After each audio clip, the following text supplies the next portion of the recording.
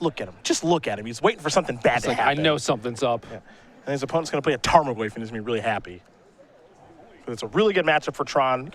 Yeah, if you want to put a percentage on, I feel like you're like 75% to win. I think your matchup's really good, and especially if you take a look at Gabriel Nichols' sideboard, doesn't have very much hate against the deck. As we are underway here in game number 1 of round number 9, it's Urza's Tower into a Chromatic Sphere. Yeah, he does not look happy when Joe played the Urza's Tower, too. Yeah, I wouldn't be too thrilled.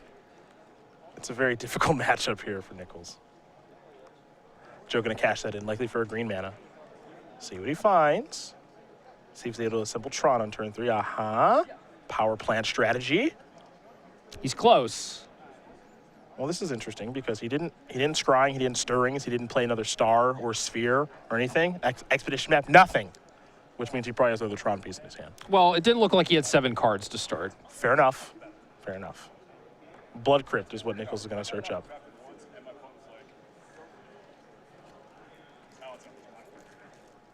So Nichols will fall down to 19. Confirm Gabriel's last name. It might actually be Nicholas. So the way that Jund typically wins this matchup is a quick Tarmogoyf backed up by some disruption and, you know, just a little bit of stumbling on the Tron player's part, basically. Yep. Either them not assembling Tron or maybe, you know, you Ghost Quarter to take them off a piece or something. But if both decks play out naturally, the Jund deck is just not going to win. You can Inquisition a piece. Now here is Joe's hand. You see 2 Pyroclasms, an Oblivion Stone, 2 Grove of the Burn Willows, and a Ghost Quarter. So he did have 7 to start. Yeah. It's kind of a weak hand.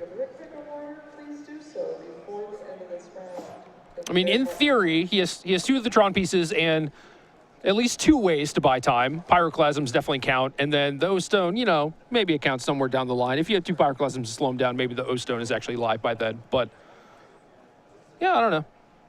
How do you feel about hands like that generally? I think I would keep that hand a pretty high percentage of the time. I'm not in love with it, but I think I would keep it.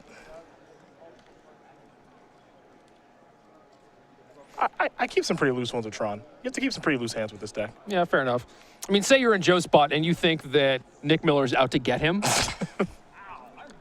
Then I might well get No, because then you're just like trying to figure out what sort of weirdo deck your opponent could be playing, right? Yeah. If he thinks that we are trying to set him up. Yeah. I love that the set you up narrative is part of the match for Joe. What do you guys doing to me? It might be. I don't know. We didn't do anything. We just paired you in a match and put you on camera because you're playing for day 2 and we haven't seen you all weekend. That's all. Saw him play a Grove of the Burn Willows before passing the turn back. The Dark Confidant strategy. Not going to be too effective against the 2 Pyroclasms. Spellskite the draw here for Joe. He's got a couple of those in the main deck this weekend, 2 of them. Yeah, I think that's kind of standard at this point. Pyroclasm going to take care of Dark Confidant. The second, I'll play a Ghost Quarter. See if he wants to cast Spellskite this turn or not. It appears that he does, and he will. I'll pass the turn back. He's holding another Tron piece in his hand. Verdant Catacombs to draw here for Nicholas. So picks up the 3rd land. Unsure what he can actually do in this spot, though. As I said earlier, Tarmogoyf is probably the best card. He does have a Tasigur. That might count. Basically a Tarmogoyf.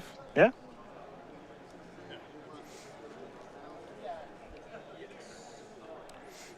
That's an Overgrown Tomb. A little bit more damage, but that doesn't really matter all that much. Yeah, Tron tends to win pretty big. Very rarely does it come down to like nickel and diming you out, you know? It's more like you have no permanence and they have 7 giant planeswalkers or whatever. Yeah. 7 might be a stretch, but. Yeah, we find a way. Here's Liliana, speaking of planeswalkers. So if Gabriel can get this up to 6 before Joe draws, you know, Tron piece and action, might be in a reasonable spot. Liliana's up to 4. Lossett has drawn. Tron's online. That's the mine. He just has nothing to do as far as the payoff is concerned. So Liliana's going to get to hang around for a little while. Okay, so Gabriel basically needs 2 more turns. You know, take up a Liliana twice, and then you can ultimate Liliana, maybe take Joe off Tron, and that'll give you some breathing room. Maybe this Tasker can close the game out. He also has an Abrupt Decay or a Terminate to clear the way. Yep. Make sure there are no Spellskite chump blocks. It's time to delve. So here's Tasigur. Got your clock now. And Liliana going to work as well. Up to 5. Abrupt Decay is the discard to go on Pyroclasm. All right. We'll settle draw. Big spell? Nope. Just Nurse's Piece. Another power plant. Mismatching Tron lands. Yeah. For shame. Yeah. I've grown accustomed to Joe's loose ways with his lands. First the white bordered lands. No, those I understand. You know, he started playing in Revised. He wants the nostalgia. I get that. I've embraced what Joe does with his lands. He's going to discard one of them now and now get hit by a Tasigur. And that is, I assume that's a mine. That is a mine. Yes. Okay. Or excuse me, that's a power plant. Pardon me, Okay, it's a power sure. plant. Yep. One of each picture. Why not? Trust me, it's a power plant. Boom. But what he does have is he has Tron online. He's empty-handed. Liliana on 6. I need a big draw step here. It looks like he might be ghost quartering himself. Yeah, I mean, if you need a big draw step, you might as well thin your deck. It's a little aggressive, I think. Yeah, I mean, Gabriel did just play a Raging Ravine, and maybe you need the Ghost Corner to take that out. You know, Yeah. it's possible that he might draw one of his 2 Ugins and then want to protect it. Come on, Joe, look at the top card of your deck. God, come on. No fun. Who doesn't look? See, and there it is. The whiteboarded land makes it easier for him to search for it, and he's separating the Tron lands for us. So it's, you know, his lands make sense. Big draw step coming. A lot of redraws. This is a weird thing to say. This is one of my favorite spots with Tron. Well, you're a psychopath, Yeah. which is why you play this deck, Yeah. and this is certainly one of the reasons why. Anything can happen. Chromatic Sphere. I just want there to be a sweat. Worm Coil Engine. Fine. Yeah, duh. Anything can happen. Perfect draw. Your turn. I just want a sweat. Why couldn't it be a Chromatic Sphere? Yeah, he could have drawn a land, but there aren't that many of those in the deck. So instead, Worm Coil Oh, Engine. big thing. Yep. That's what it's all about. Could have been Ugin. Well, Ugin just clears the board and then gets attacked by the Ravine. Yeah, killed by Raging Ravine, yeah. So, at best, you're at parity. All right, cash it in. Time to split them up. Let's take a look here. So there's another power plant in the graveyard. So if you split like power plants and forest versus the other 2 Tron pieces, I think that kind of makes sense. Yeah, you want to knock them off power plants as best you can. Yeah. But I don't know what you do with this Worm Coil Engine, because even if Joe has to sacrifice it, it's not that big of a loss. Yeah, he still gets the 2/3/3s. So you have to be pretty careful about how you do separate this if you're Gabriel. I think you have to separate power plants. Yeah, I think you have to put power plants together Right. with any pile that you make. Yeah, I don't really want to split the mine and the tower. I want to keep those together.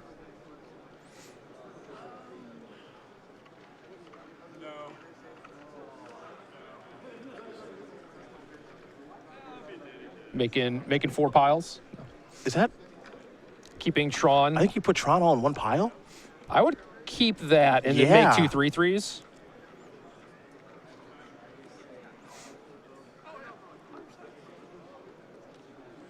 Yeah, I mean, I don't necessarily mind having to clean up the 3/3s at the end, but I would definitely not want to let my opponent keep Tron. I don't want him to keep Tron. Like if he has a Maelstrom Pulse in his hand, this is acceptable. But I don't want him to. I don't want to just give him Tron. Now, like his deck is still turned on. Well, even if you had Pulse, you're still better off not having him have Tron, right? Like, that's Yeah. the reason you ultimate the Liliana, is to get him off Tron. Yeah. Here comes Raging Ravine. It'll get a counter. I think I might be okay with taking this hit. Yeah, because if you keep the Death Touch worm around, in order for Gabriel to trade the Ravine for it, he has to invest another turn. Well, so that's going to take a look to see what's in the graveyard.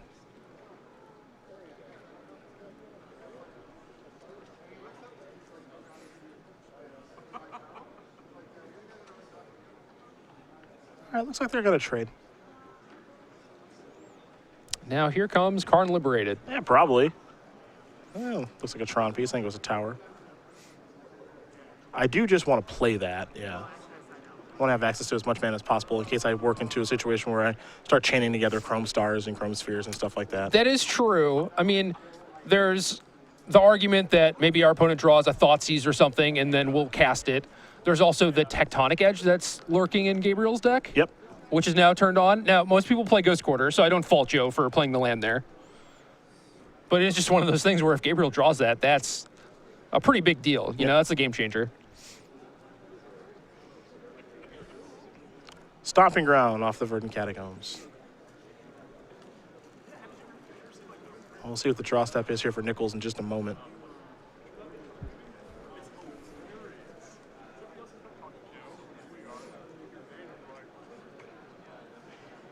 Interesting game, but we've had so many interesting ones here this week. Yeah, this is definitely another one of them. Nichols will draw. Tasker's coming. Lossett's taken, falling down at 12. And that's a Tarmogoyf. That's a big one. Especially when you're playing as Tron, because there's going to be an artifact in the graveyard. Ancient Stirring is a draw. Yeah, so this is a big deal, too, because it allows the Tasker to actually get in for damage. Otherwise, you're basically trading 1 for 3. Yep. Let's see what this is. I'm going to check the size on Tarmogoyf. There's Planeswalker artifact. So yeah, that thing's it's already huge. pretty big.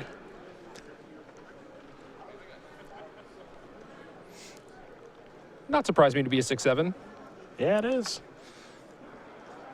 Maybe this a Liliana? Jeez.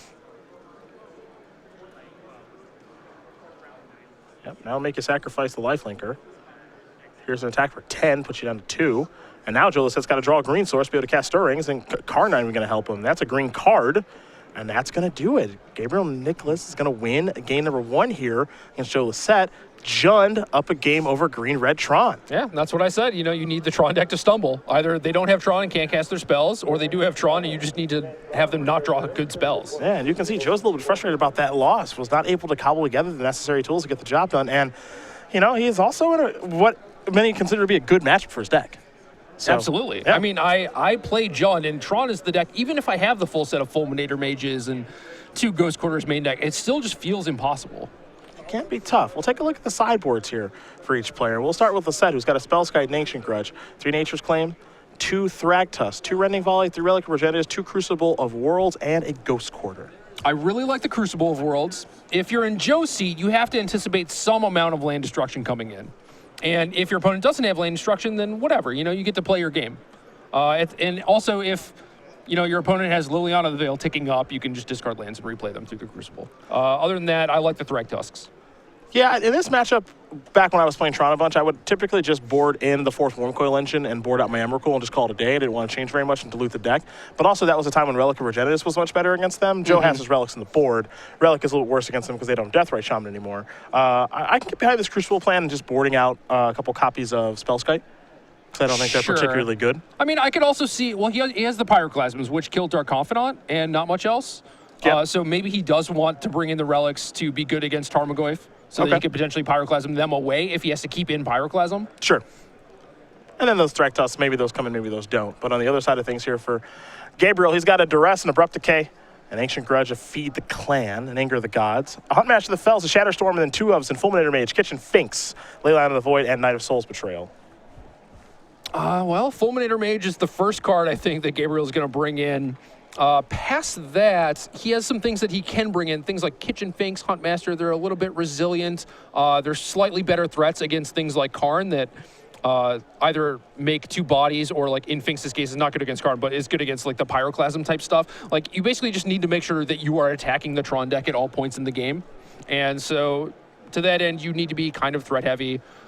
So even though things like Finks and Huntmaster might not impress in the matchup, they are better than these removal spells that otherwise don't do very much. So Abrupt Decay, if you're on the play, can snipe an Expedition map, so I kind of like that. But Terminate is not that great against them. I generally just keep in like the Kolaghan's Commands and Maelstrom Pulses to clean up the Wormcoil Engine tokens, and I like the Ancient Grudge for doing that too. Well, there are your options there for both players. And now game number 2 will be underway here in just a bit. We'll talk the Season 4 schedule here on the Open Series right now, as we're about halfway through this thing. A couple weeks ago, we were in Atlanta. Last weekend, we were in St. Louis, where we saw Tom the Boss Ross get the job done. And we're here this weekend in Dallas for a little modern action. We'll crown a champion here. Someone's walking out of here with $5,000, 25 Open Series points, and invite to our Season 4 Invitational. Next weekend, Philadelphia is where the Open Series will stop with Patrick Sullivan and Matthias Hunt. Then we'll have a sealed Grand Prix in Atlanta. StarCityGames.com/GP Atlanta for more information about that. An Open Series in Kansas City. And then we'll go to New Jersey, the worst state in the country, for legacy action. I'll be joined by Patrick Sullivan, New Jersey's own piece of garbage. And then we'll do an Open Series in Denver, and then we'll do a Season 4 Invitational. He can't do anything. He's not here. I was going to say, is this just the check to see if he's watching? Yeah, he can't do anything. It feels so good. Standard and Modern Invitational with a standard top 8, and then the Standard Open Series, December 11th through the 13th, Las Vegas. And our Players' Championship in Roanoke, Virginia, December 19th through the 20th. Myself, Patrick, and Matthias Hunt will be bringing you the final tournament of the year where Brad Nelson is defending champion, Jacob Wilson, Alian Trazi, and a bevy of other players are going to be there. It's going to be a lot of fun. And it looks like right now Joe Lossett will probably be headed that way as well. Man, what do you say when I'm not here? Got to watch and find out. I watch most times. Got to watch and find out. I could say anything. Sometimes I'm competing in tournaments. Well, that's true. That's true. Got to get your Twitter followers to get after you. Have people on the hunt. Yeah. It's mostly New Jersey-related beats. Okay. I mean, I can deal with that. Yeah. I'm kind of on your side on this one, so. Don't tell Patrick. But your main selling point are the diners you have. Just saying. He's very passionate about New Jersey diners. Is it? It's not even Harold's, right? It's just diners in general? Just in a general sense, diners. Yeah. That's weird. I guess they have great diners. The New Jersey people are going to come after me soon on Twitter, but that's fine. Cedric, what does Ohio have? What don't we have? Specifically, Strong Town. We have everything. We have it all. We've got the best basketball team in the country. We have great colleges like The Ohio State University. We have lakes that light on fire. We have so much stuff. The Rock and Roll Hall of Fame. What is this Fire Lake? You don't know about that? No. Yeah, like I think it's the Cuyahoga River. It lit on fire like in, I don't know, like a couple decades ago. Okay. There's just like a lot of oil in it, just lit on fire. Just Google it, man. It's just It's just part of the ambiance of being from Ohio. You just embrace it. Once again, player Michael Josie. I don't think it was Lake Erie. I think it was the Cuyahoga River. Ohio also has Vermilion. Yeah, there's a lot of great things. A lot of great food. I'm from there. There's a lot to like.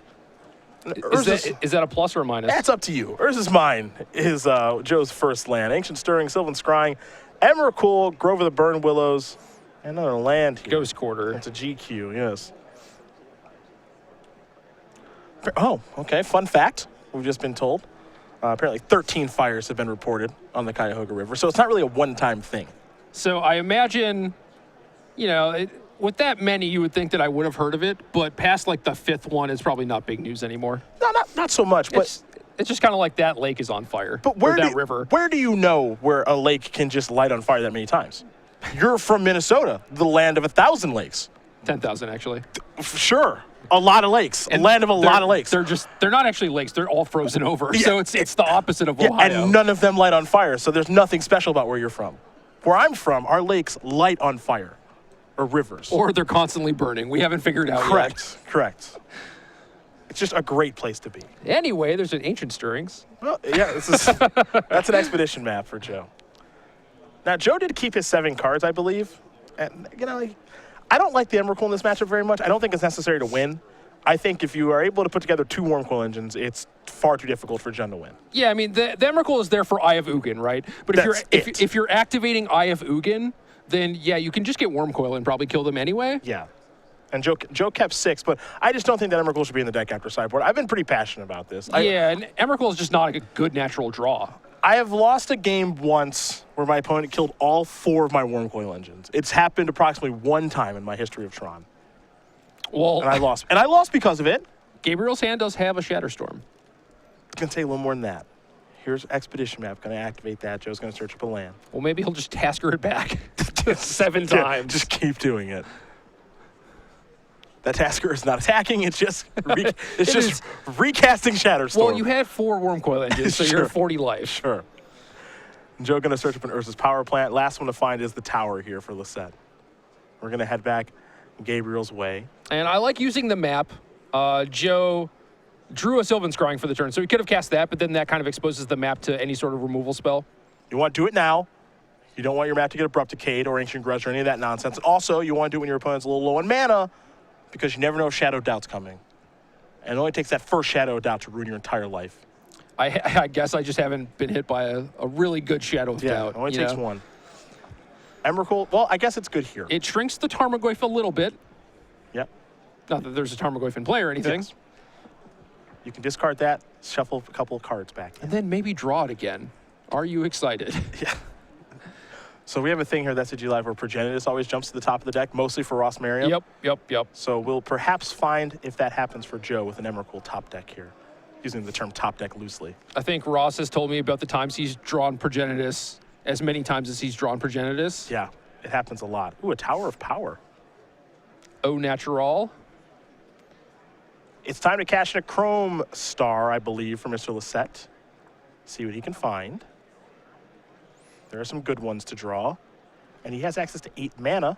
Joe's kind of explaining exactly what I'm doing here. For those of you who've never played against Tron before, the power plant's going to tap for 2. You -1 to cast the star, and then use the 1 mana floating to cycle the star and still have mana floating, which is a green in most instances. Now he's able to tap the other 2 Urza's lands for 5 mana. That'll make it 6. Grove is 7. Karn costs 7. Convenient. It's weird how that works. Yeah, and now Karn Liberated is here. One of these Planeswalkers is better than the other. So what do you like? Do you like up or down? I like down in this instance because I want to get Liliana off the battlefield, and my creature cannot be attacked by, or my Planeswalker can't be attacked by Raging Ravine, so I'd want to do that. I'm opening myself up to Lightning Bolt, but I want to make sure I get some value out of my card. Yeah, Lightning Bolt is a card that I initially thought was not very good against Tron from the Jund side of things. No, it's good. Oh, it absolutely is. Like, not only does it close out the game, but there are situations like this that happen where it's like, okay, Karn killed your thing, but now you can bolt it to get the Karn off the table, and then maybe they don't have another big thing as a follow-up. Yeah. So I am kind of worried about that from the Tron side of things, where I think you could tick up and not have too many terrible things happen to you.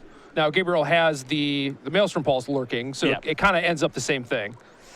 But the bigger concern I would have in that situation is just I don't want Liliana on the battlefield. Like, if my Karn gets pulsed, then I still have to beat Liliana. Sure. And I don't want to have to deal with that. Okay, that makes sense. I kind of panic with Liliana being out there. I find it unpleasant to play against. It's another Planeswalker strategy. Ugin. Upstairs. This would go up. Yeah, I don't want to go down. I want to go up with this one. And that's exactly what Joe's going to do. It's up to 9 now. Now this card, like, Karn is really good against Jund, but it's not the end-all be-all. Like, there are plenty of situations like we just saw where it dies. But Ugin is really hard for this deck to beat. Abrupt Decay falls a little short, which was Gabriel's draw step. True. Tarmogoyf's not really going to get to be able to do its thing here unless Joe, I guess, lets it do its thing. Yeah. I would probably just -2. Yeah, they're finding out the sizing, but it's not really going to matter. It's going to get exiled. Yeah, no matter what, it's just kill that thing. Just exile the Tarmogoyf. Don't worry about it. And see, this is more of what Tron does. Like, in the last game we watched, Joe had some difficulties. He wasn't able to find the right top decks at the right time. But when Tron is able to do this, Jund's draw steps are very limited, and you really get to flex your muscles. And this is... Ugin is a card that was printed after I stopped playing Tron.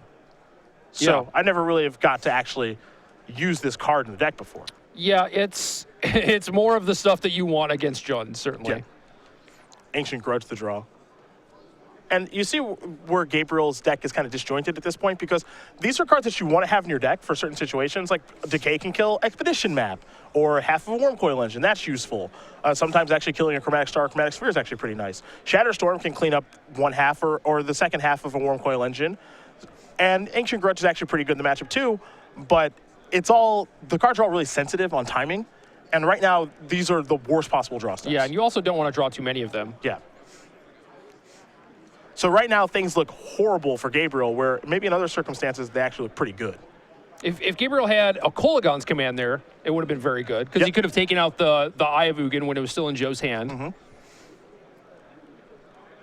Joe's going to play the Eye.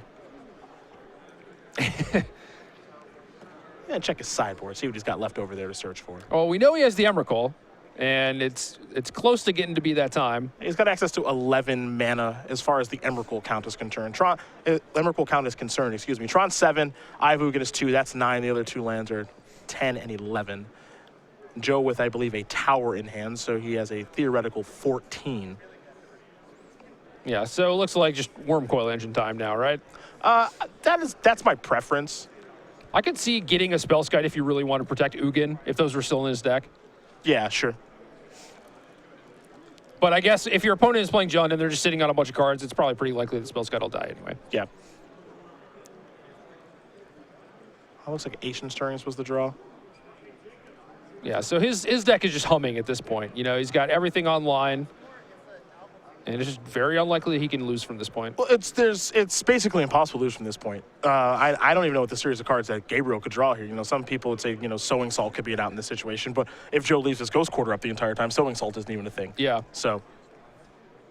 Okay, so do you like the extra Ghost Quarter out of the board? Not only does it prevent from stuff like that happening, but killing Raging Ravine is kind of a thing against the Planeswalkers? Yeah, I'm a pretty big fan of, like, I know that Joe has the second Ghost Quarter in the board. I used to just start 2. Yeah, he brought it in. He just found it off Ancient Stirrings. Yeah, I'm fine with that.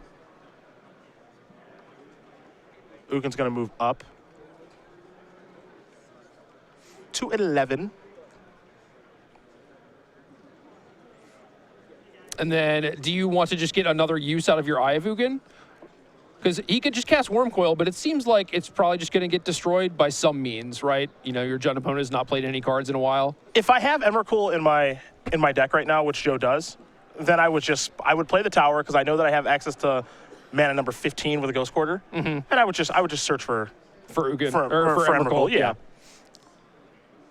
I guess, like, if you do it this way, this is a minor thing, but you do pick up a little bit of info. Sure, yeah, you see that your opponent has brought in Ancient Grudge rather than just conceding to Emrakul. Yeah, you know, maybe you get the info. This information that you pick up on your way out the door is pretty useful. Like, if Gabriel were to cast Shatterstorm this turn, be like, okay, like, these are these annoying things that he has to deal with. So by doing things this way, it's not the end of the world. Yeah, if you're just looking for the cleanest path to victory, I think using the Eye an extra turn is probably the best way to go. Yeah. But this might be good. I mean, like, he has 23 minutes left for Game 3. That should be enough time for this deck. I can't imagine a game dragging on much longer than that. The matchup typically does not take very long from either side. Here's Abrupt Decay. You get to find out that he left in at least one copy of this card, which is kind of nice to know. Lossett has not used his Ugin just yet. 7 mana, looks like he's going to activate Eye, 2, 3, 4. See what he's searching for. Oh, okay, so he's going to go this route. I think he just might. We'll take a look at Ugin really quickly. I think he's just going to put it on the battlefield. Yeah. Gain 7, draw 7, then puts up to 7 permanent cards from your hand onto the battlefield. Yeah, so he's going to do it this way. See, I've never done this before because I did not play Tron once Ugin was released. Can you just put in, like, 6 Tron lands and cast it? That would be cool. All right, Ugin Ultimate. You have to admire Gabriel's ability just to play on here. Yeah. Well, I mean, maybe he wants the info, too. Fair enough.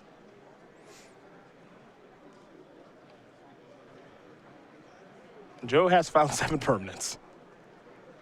4, 5, 6, 7. Ooh, there's a Karn in there. That's fun. For who? Yeah, fun as a zero-sum game. Oblivion Stone, Emrakul, Karn. A Chromatic Sphere. No, you don't leave now. All right, Gabriel's going to concede. There's only 20 minutes left, man. That's true. Got to try to get this. I've seen enough. Yeah, that's fair enough. Joe Lossett going to tie things up here. Green, Red, Tron, Jund getting ready here for game number 3 with day 2 on the line. Gabriel immediately reached for a Shatterstorm and put it on the table, face down. I believe that. Really? Yeah, I believe that card's getting sided out. Okay, fair enough. I think Shatterstorm is not going to do very much. It's not going to do really what you want to do. Also, it's very expensive. Yeah, I mean, like you said, there are spots where these cards can be good. It's just so tough, and you can't have too many of them in your deck at the same time. No, I'm not entirely sure what he's going to want to bring back in. I do like discard in this matchup a pretty healthy amount. You know, there are spots where it's good, there are spots where it's bad. Tron is a good deck that's really built and geared towards top decking because of Chromatic Sphere, Chromatic Star, stuff like that. But I think he's maybe wants to bring in maybe a Duress.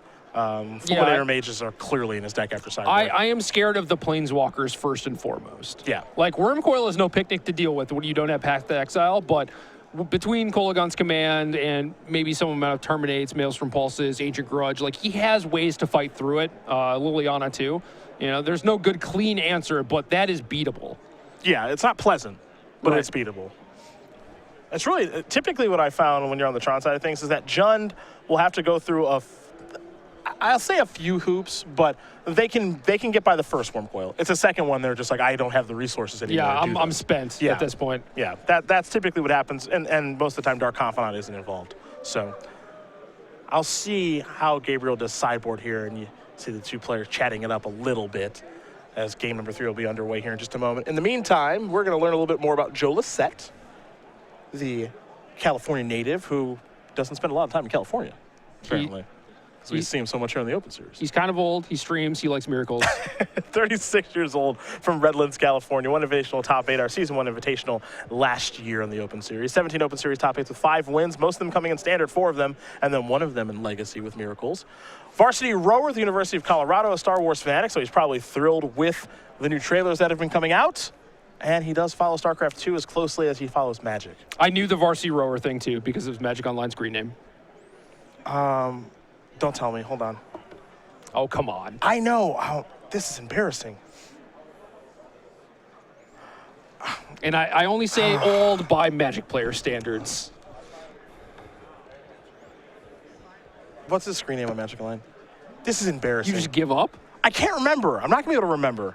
Like, when you try to think of something really hard and then you don't remember then when you do that. It's really not that hard. It's the Oarsman. That's it. Thank you. Oarsman 86, I think? 76, maybe. 76, 79. Yeah, Oarsman 79. we were close. Yeah, Oarsman numbers. Yeah. That's how I refer to that. it's been bad. I'm sorry, Joe. He's probably going to go back and watch this and be mad at me. He's definitely going to watch. He's definitely going to be mad at you. Maybe not for this. Maybe for something else. Okay, fair enough. Maybe multiple things. Who knows? He's too nice to be Yeah, mad. he is. I was going to say, he's like an even keel dude, you know? Yeah. You could be bad-mouthing his home state probably, and he'd be like, yeah, it's fine. Well, California's great. They have an In-N-Out Burger. Why would I say anything bad? Is that his home state? I'm not even sure. I think so. Not positive. That's where he currently lives. Yeah. Yeah, but it's like, you can talk some smack about Washington. I wouldn't get that upset at you, you know? I've only lived there for 2 years. But Washington's great. Why would Yeah, I know that you wouldn't, Yeah. Why would I only talk smack about one place, and it's horrible. and it's Jersey. Yeah. Okay. That's the one. But see, also, for what it's worth, as Joe's going to take a mulligan here, Patrick talks garbage about places too, mostly Philadelphia. So he picks on places as well. I'm not alone in this. That's not a state, though. That's not the point. That's not the point. It's a place. Okay. It's a place. He's very anti-Philadelphia. So that you're aware, everyone at home, our zoo player here, he's 9-0. Stephen Long giving a epic beating. 18 land. That's so few lands. That's so few lands. I think we're going to have him in the sideboard. That just means you draw more Kurt Apes and Goblin Guides. That's true. You will draw more spells when you have less lands in your deck. Well, Anything, theory. anything else we should know? that's all I got. That was my expert analysis. Got it. Got it. And Joe is going to. So I wonder how Tron is effective when you get the mulligan and scry. Probably makes life super It's easy. probably really good. Yeah. Here's an Inquisition of Kozilek. Karn, Oh, big stuff and land. Yep. I'm sorry. Karn, Worm Coil land, 2 of which 2 Tron pieces. There's a Tower, a Mine, a Ghost Quarter, and a Grove of the Burn Willows. Well, Gabriel's got information about what he's playing against. And he'll know of Joe top decks. Yeah, I played a lot of Inquisition in my day. I'm not sure my turn 1 Inquisition has ever whiffed. The whammy. We did have a match a couple opens ago where a turn 1 duress whiffed and then the opponent drew all spells afterward. Like actual spells, Yeah. not creatures. Yeah.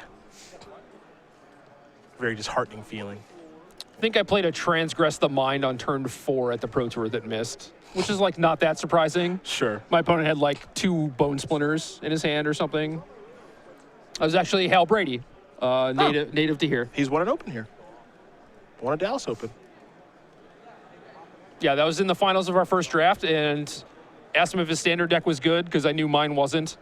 And he was like, I don't know, we'll see. But it was like this 4-color Planeswalker deck. It was pretty sweet looking. All right. I think he went 6 and 4. So he got deck list posted and everything. Good enough. Yeah. Dark Confidant was turn number 2 here for Gabriel Nicholas. And Joe is going to play Sylvan Scrying to search for the missing Tron piece. So, Dark Confidant's got some work to do. Power Plant is the land that is searched for. So now Gabriel knows my opponent has Tron. He's got payoffs with Tron in Wormcoil Engine and Karn. So I better present something here that is really good in the meantime. Like a Fulminator Mage would help. That would be fantastic. Take a little reveal here. Oh, now he's missed his Dark Confidant trigger. Moved a little too quickly, unfortunately.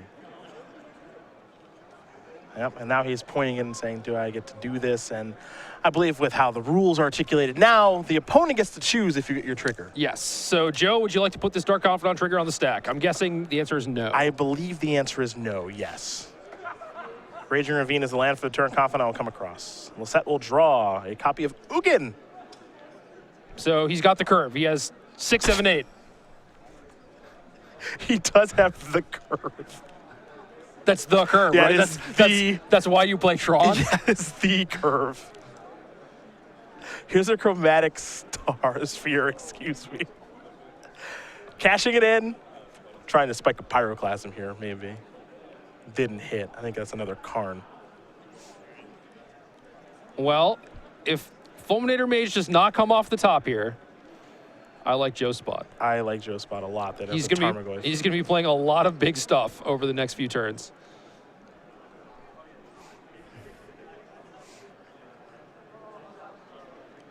Now there is a Tectonic Edge in hand.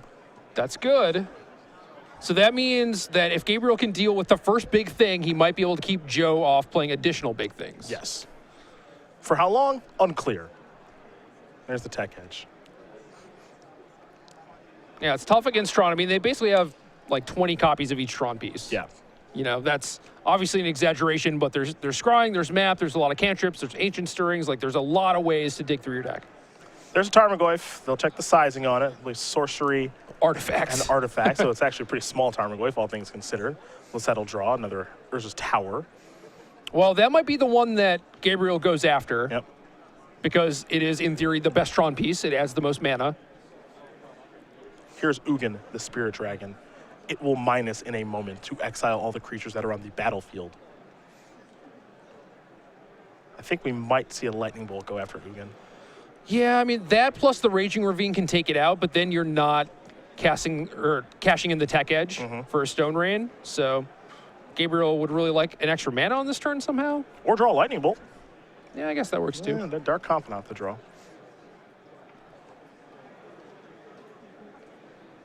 The tough thing here, too, is if you're Gabriel, you'd like to kill Ugin, right? You'd like to kill it with the Raging Ravine. Yeah, because it's so hard to beat that card. But you also know what's in your opponent's hand from the early turn of the game. You know they have a Karn and a Wormcoil Engine. So this is the definition of a rock in a hard place. Yeah, so do you want to kill the Ugin and cut Joe off of potential Karn Wormcoil Engine shenanigans? Or do you say, all right, I'm going to kill your tower, and hopefully I can draw something to beat your Ugin? Yeah. And then also, hopefully I can fade something, or hopefully I can fade a draw that finds you a Tron land. Well, he did kill the tower. Yeah, of course, because it's the quote-unquote best one, right? Little does he know Joe already has a tower, so it ends up just being the worst of all the situations for him. I think it's time as Magic players that we go on a mission and we start killing the mine. Yeah.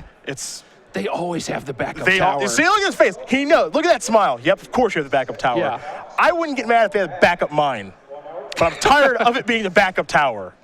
Well, I'm not tired of it because I play Tron. I love it being the backup tower. But I'm sure opponents are tired of it being backup tower. Or, yeah, they need to start killing the mine. Whenever I played Tron, granted, this was like blue-white Tron, you Sure. know. But I definitely played the green-red Tron deck when it first came out. It looked sweet. But, yeah, whenever they would just be like, I'll kill one of your Tron pieces. It doesn't really matter which one. Yeah, I'll kill the mine. I'd, like, look at my hand and be like, oh, I do have a mine. That's sweet. I didn't think that this did anything, Yeah. you know. So it kind of made my day. So I think it's time as a community that we maybe shift towards either the power plant or the mine. Stop killing the tower because it provides the most mana. Because I think the frustration level when they play the backup tower is higher because it adds more mana. If it was the backup mine, whatever, the art on the mine's ugly anyway. It's not that big of a deal. This is my theory. That's just sound theorying right there. You learned that from playing a lot of Tron. Fulminator Mage is going to go after the tower. I bet Joe's going to have another tower. Well, if not this turn, probably within the next two. Ancient Stirrings comes off the top. Yep. Take a look. Top 5 here for Joe in just a second. Oblivion Stone. Versus Power Plant. Maybe it's more random than I think. I think it is exactly random. Chromatic Star is what Joe will take off Vixen Stirrings. He's got a Ghost Quarter in hand, another Tron piece, but Joe's got a bit of a smile, and I would too. He's in a good spot here. If I were Joe, I'd be like, whatever, man, just kill all my lands. I have 2 enormous planeswalkers. I'm pretty sure I can take you with just these 2 cards. I will just not cast spells for the rest of the game. That's fine. Yeah, I was going to say, broker a deal. I promise not to tap my lands for mana anymore. I won't do anything with them. Yeah, but then what do you get out of Gabriel? Nothing. That's not a good deal. You are terrible at making deals. Joe going to cash into Chromatic Star. Looks like he's found a Chromatic Sphere. See, this is what we were talking about last game, where you just have sweats on sweats on sweats. No, that's the best part of Tron. I know. But this is so anticlimactic because he already has 2 things in play. Yeah, that's true. That's true. He's got an active Ugin and an active Karn liberated. Gabriel could maybe beat a Karn, maybe beat an Ugin. Can't beat both. Could. Unlikely. Does have 2 Maelstrom Pulses in his deck. All right, running Maelstrom Pulses. That could be the plan here for Gabriel. Yeah, before, a lot of people have been very vocal about their hatred of playing against Tron. I kind of get it now. Now that I'm looking at it from a different perspective. It's a little frustrating sometimes. Okay, so we figured this out for you. Now we have to work on you liking camping. Or No, we don't. Or at least understanding No, it. we don't. No. I don't like the feeling of just being damp all the time. That's not going to change. Kolagon's Command the draw. I'm going to take a look at the graveyard. It's a hell of a card. Very powerful. Not as powerful as Ugin. Accurate. That is a factual statement. Dark Confidant, the other card in hand.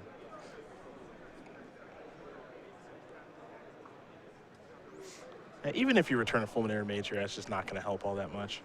No, I mean, the lands at this point are not the problem.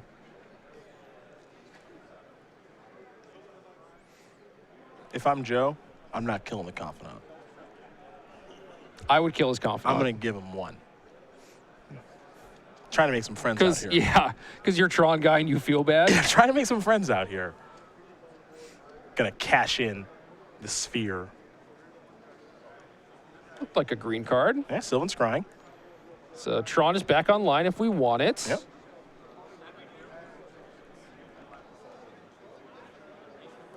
Looks like he's gonna use the Urza's Mine to help assist. Modern Open players, that is time in the round. Active player, please finish your turn. Time to find the third tower. Additional turns to finish your match.